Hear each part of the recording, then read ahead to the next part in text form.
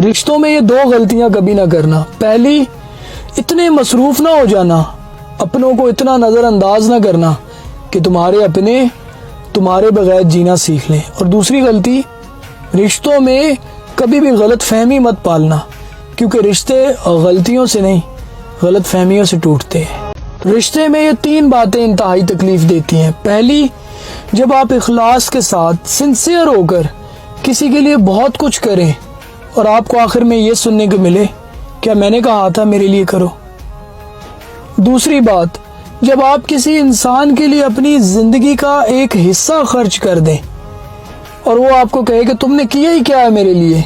और तीसरी और आखिरी बात, जब सामने वाला ये ना समझ पाए कि आपको उनकी जरूरत है।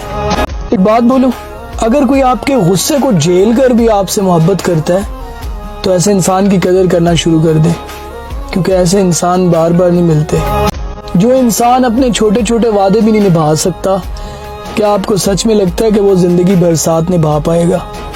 जिंदगी के सफर में हम सफर चाहते हो तो ऐसा इंसान चुनना जिसके लिए आपकी फीलिंग सबसे ज्यादा इम्पोर्टेंट हो।